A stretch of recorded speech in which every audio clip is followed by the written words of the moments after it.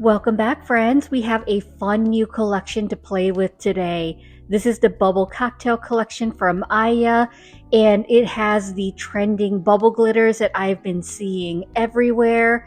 I know like maybe a few months back we started seeing them in dip powder, but now they're making their way over into gel polishes, and I have to say I'm not mad at it because not only are they just like so fun and so unique, Eeeya combine them with like some really beautiful cat eyes.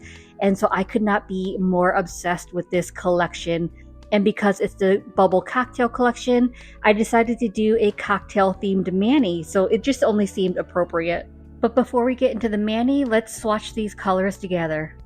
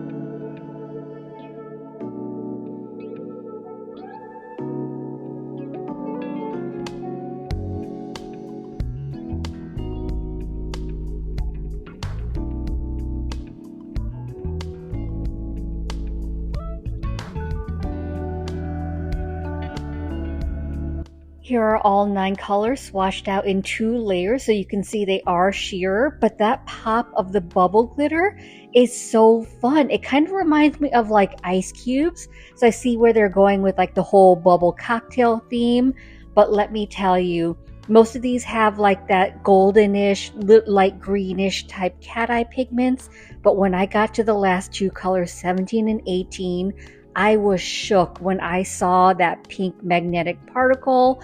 I mean, I feel like we don't see it enough, and now I need a whole collection of colors with just that pink magnetic particle because it is truly stunning. But let's go ahead and get into the nail art. And for full disclosure, this collection was sent to me as PR from Sweetie Nail Supply, but quite honestly, I was eyeing it up anyway, so if they hadn't sent it to me, I would have ended up buying it just because I thought it was just so unique and so pretty. And if you do want to purchase this or anything else from Sweetie Nail Supply, I do have an affiliate discount code, so you can always use code GENIE10 to save 10% off your orders. I wanted to sculpt some 3D nail charms to go with the whole cocktail theme, so I'm going to start by doing all my charms first, and then I'll get into the nail set. So for the charms, I'm using my 3D sculpting gels from Crisania Neri. I absolutely love how easy they are to work with. I mean, I haven't worked with a lot of sculpting gels, but I just started with hers and loved the way they work, so why even bother trying anything else? I did purchase them from her website, but you can also purchase her products on Sweetie Nail Supply, which I think is amazing. So that's what I'm using. So I started with that brown clay, and I did kind of like a little bit of a rind. And then I'm taking the white, milky white sculpting gel, and I'm going to roll it out a little bit, and I'm going to kind of make like a pineapple. So I will end up painting it yellow because I didn't have any yellow sculpting clay, but that's what I love about like working with the clear gels or the milky white gels, is I can kind of shape whatever I want and then paint it to the color I need. But like that milky white gives me a little bit of more opacity than like a clear, and plus I can see what I'm doing a little bit more. So once I've rolled that into the ball, I'm going to kind of place that underneath the rind, the brown that I did, and kind of do like a little bit of a softer triangle shape. And so this is just a nail tip that I'm not using, but it is one of the size of my nails. And so I find it's easier to sculpt on top of a nail. And that way you get like the curvature, the apex of your nail. So it's not like you're making a flat charm, so that it doesn't fit flush on your nail when you go to adhere it.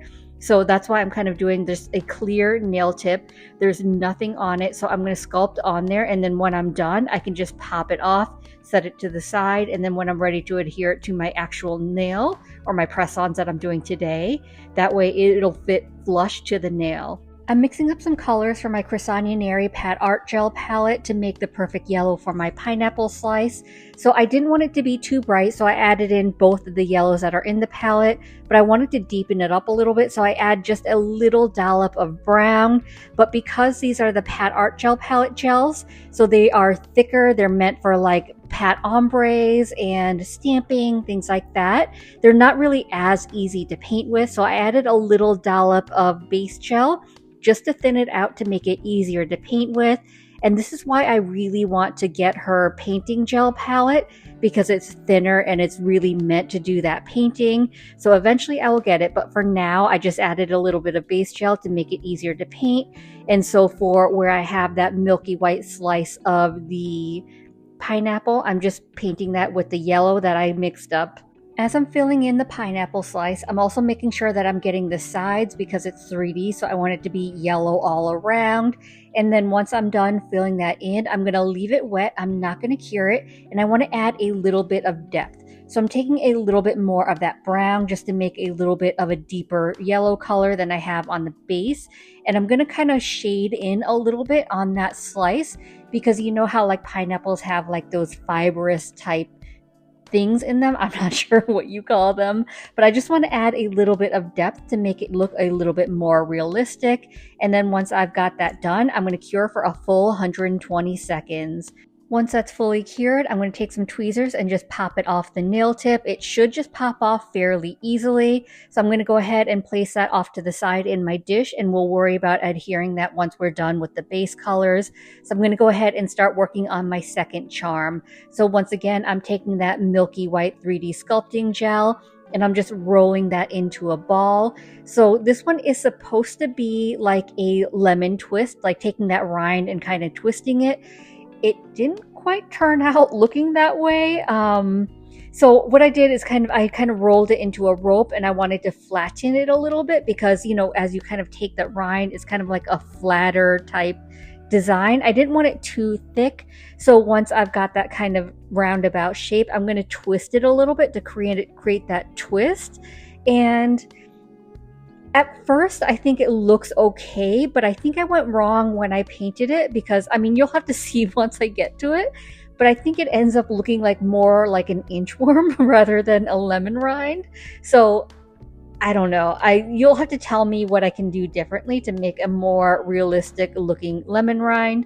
But once I kind of adhered that to the nail, because once again, I want to make sure that it has some curvature to it, that it's fitting flush on the nail, that I'm not just making like a flat charm that's going to have like ends sticking up.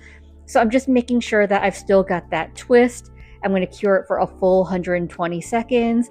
And then I decided that I have these Bevlah Mulgam 2 texture gels, and so this one was called, I think it was called like lemon yellow. So I'm like, oh, this is perfect because it's a texture gel, and you know that lemon rinds aren't smooth, they do have like that pitting on it. So I thought a texture gel would go really well for this, and maybe it was the wrong color, but I don't know. I just thought because it was called lemon yellow, it would work well, but it's probably a little bit too neon for what I wanted. And maybe that was the problem on why, like, anytime I see this, I see an inchworm. But regardless, I'm trying to paint on the yellow wherever there's like the curvature. So I'm not painting the whole thing yellow because, you know, the top side that you see from the lemon rind, that's going to be the yellow, but underneath that rind is like white. So I'm going to do yellow on the kind of following the curvature of that twist. And then I'm going to take the white from this texture gel set, mix it up because it's been sitting for a while. So I'm just going to do a quick mix up. And then on the underside where you'd see like the underside of the rind, I'm going to paint a little bit of white. So I do like that it had texture because, like I said, the lemon rind isn't going to be smooth, but I don't think the yellow was the right color. So I should have just used some of the yellows from my Pat Art Gel palette. But anyway, regardless, I went ahead, I fully cured that. I'm popping that off the nail, and we're just going to move forward with this. So the last nail charm I'm going to do, I'm using my red clay, and I'm going to do a cherry because it's always fun to have like a cherry garnish on your cocktail. So I'm just going to take the clay, I'm going to roll that into a ball, and then I decided I had too much clay because I wanted it to be a smaller cherry. So I cut that in half, put the rest back in the jar. I'm going to roll it into a ball again. And then once I'm happy with that size, I'm going to go ahead, place it on the nail tip so that I have that curvature once again, so that it's not flat. And then the cherry, it kind of like curves in at the top where like the stem goes. So I'm going to kind of take that flat end of the cuticle pusher that I'm using, and I'm going to kind of push it in a little bit just to make them like curve into each other so it's not like just a complete round ball. And then once I'm happy with that, I do need a little stem, so I'm taking that brown clay again. I'm going to roll that into a ball and then into like a little rope shape. If I have too much clay, which inevitably I always have too much gel because it's hard to kind of gauge how much you need for such a small nail. So I'm going to go ahead and place that on. I'm going to adhere it to where I did that kind of indent at the top of the cherry, so where I want that stem to come off from. I did actually end up making this too thin though, because I didn't want it too thick, so I wanted to make sure it was thin, but it was too thin because when I went to pop it off after I fully cured it, it actually came off, so I ended up sculpting it at the end. Now that I'm done with all my charms, I'm going to start working on my actual press-on set, and because these gels are a little bit sheerer, I did want to add a little bit more opacity at the free edge area to conceal it a little bit more. So I'm taking a little bit of this Diami Baby Boomer gel. This is 501, which is a white, So I'm just dabbing a little bit onto a mushroom sponge, and then I'm just patting it at the free edge area of the tip very gently. It doesn't have to be full coverage, just a little bit just to conceal the free edge area, especially when you're wearing press-ons. I'm going to do this for all the tips, and then once I've got that patted on, I'm going to give them a full cure for 60 seconds. Now we're going to get into these beautiful colors, starting with my first layer. I'm going to do the first layer on all the nails, give it a full cure, and then we'll go in with layer 2. So starting on my thumbnail, this is EEMG 15. So I'm going to paint one layer on. And then for my index finger, I'm going to use EEMG 11, 13, and 14. And I'm going to do a 3-color ombre. So I'm starting with, I think, 11 at the cuticle area, and then 13 is going to be the middle. I'm just going to apply a little bit of it onto the middle. And you want to make sure that your layers are thin, because the bubble glitters do add a little bit of texture, and the gels are a little bit thicker, so make sure that you're using thin layers. And then I'm using EEMG 14 at the free edge area. Once I've got those 3 colors on, I'm going to take an ombre brush. This one I'm using is from Nailbayo. And I'm just going to kind of gently feather in between the 2 colors just to blend them together. So this ombre brush is a little bit denser, so it does make it a little bit harder, in my opinion, to ombre gels with it, just because you can move the gels more than you mean to, because I like to just like feather, but I think maybe it's just a me issue and I just need to use it more, but something I just kind of wanted to mention. And then moving on to my middle finger, I'm going to be using EEMG 18 because I am still so obsessed with that beautiful pink magnetic particle on the soft pink base. For my ring finger, I'm using EEMG 12, which is such a beautiful light blue color. And then lastly, on my pinky, I'm going to be using EEMG 17. Once I apply that on, I'm going to go ahead and cure all the nails for a full 60 seconds. And then I'm going to go in with a layer 2, and then we'll get into the nail art.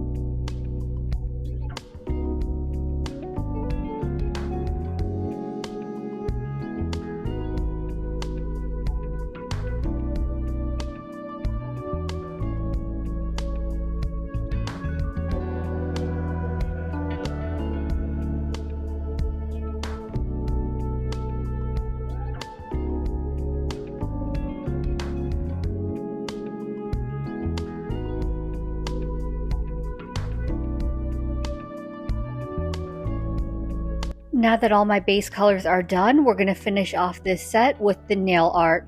So for my thumb, I'm going for a margarita theme. So I'm just mixing up some of the greens in this palette, and then once again adding just a little dollop of base gel just to thin it out a little bit. And then around the perimeter of the nail, I'm going to draw a small thin outline of the green.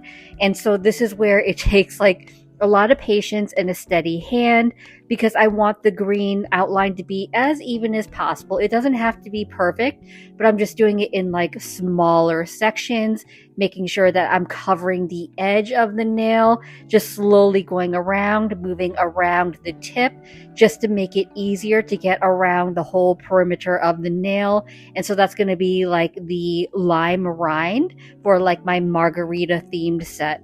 And for the segments of the lime, I'm going to use a white gel polish. So this is Blac from Crisania Neri. This is the most opaque and the whitest white gel polish I have ever used.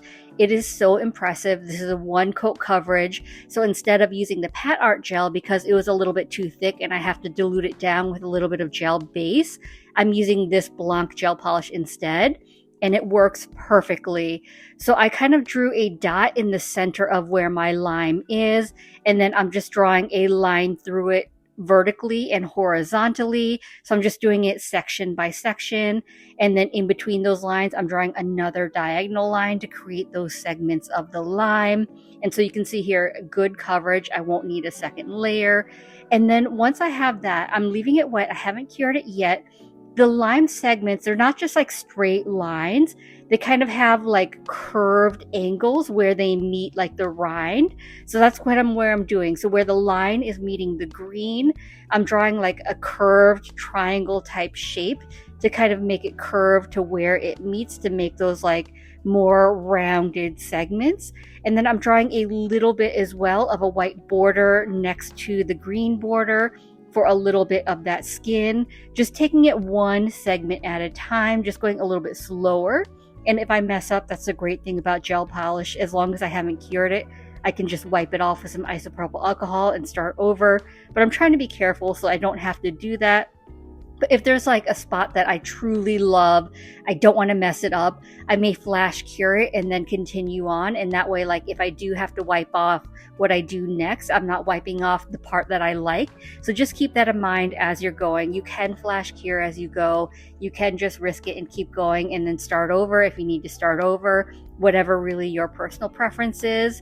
But just continuing on, creating those segments, those rounded segments, making sure that everything is filled in, that there's a nice little white border in between like the meat, I guess, of the lime and like the skin and the rind.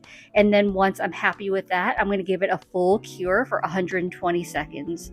That might be overkill. I can't remember whether her gel polishes are 60-second or 120-second cures, but I thought because it's so opaque, it's better to be safe, because like her Pat Art gels are 120 seconds. So that's why I did that long. But once that's cured, I wanted to create some 3D texture to this. So of course I'm using my Yogo Mayo Zombie King High. You know I love it. So in between the segments, I'm just going to fill that in with the gel. And then after about probably 2 or 3 segments, I'll flash cure, but I don't need to flash cure in between each segment because it kind of stays where I put it. But if you feel more comfortable, you certainly can flash cure in between each segment if you want. And before I forget, I actually have pictures of inspo of the cocktails for each of my nails. So let me go ahead and pop up the picture of the inspo for this nail before I forget.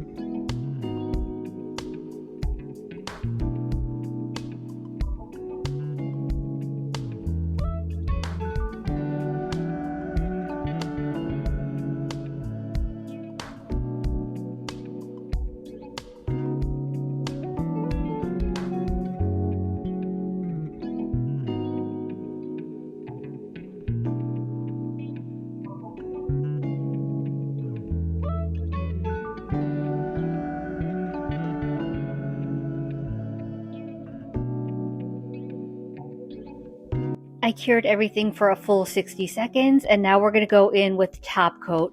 So I do want a little bit of a thicker top coat because these bubble glitters do have a little bit of texture.